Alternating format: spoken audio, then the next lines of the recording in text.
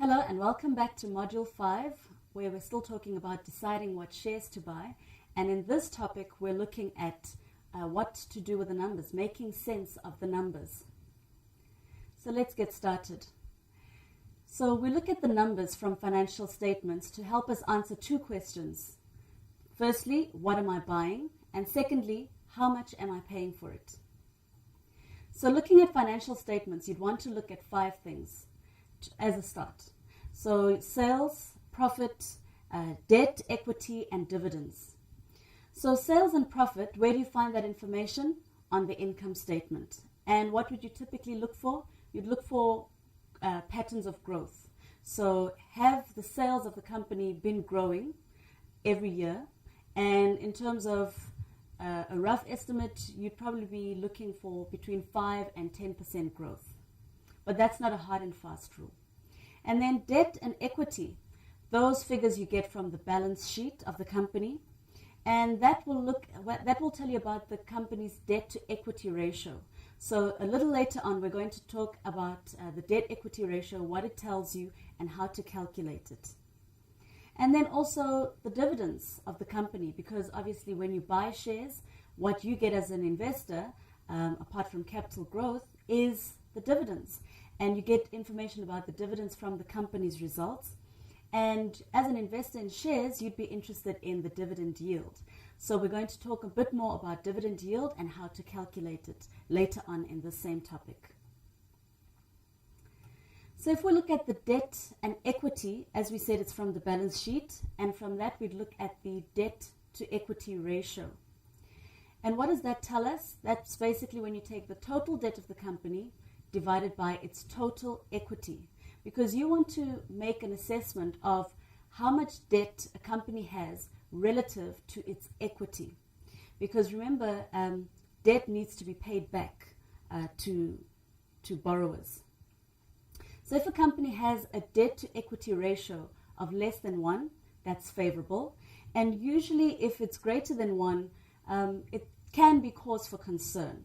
But it's not a hard and fast rule, because there are different nuances in different industries. So you actually need to compare with industry averages to see if the debt equity ratio of a particular company is in line with other companies in the similar line of business within the same industry.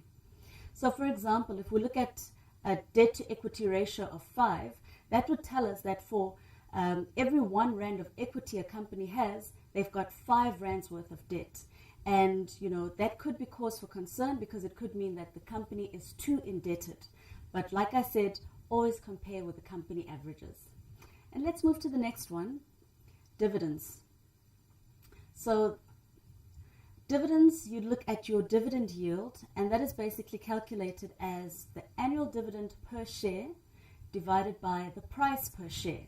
So that basically tells you that, fine, if I spend 50 Rand buying a share, and I get a 10 Rand dividend, I'm getting 10 out of 50 Rand as a return in the form of dividends. So what you'd look for as an investor is a company with an increasing dividend yield while the share price increases. Because if the share price increases but dividends stay the same, then the dividend yield is actually going to decrease. But if you have a situation of an increasing dividend yield while the share price drops, it's not a good sign. And typically investors look for companies where shares tend to increase, because it's seen as positive, whereas a decreasing dividend over time is viewed negatively. And the problem with that is that if there's negative sentiment around a share, investors tend to sell, and then you could see the price of the share drop in the future.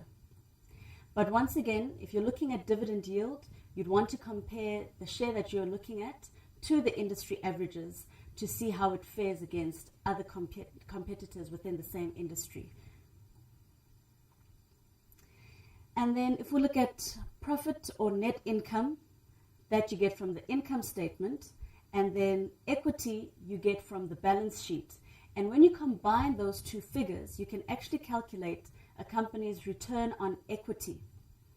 And return on equity is simply the net income divided by the equity.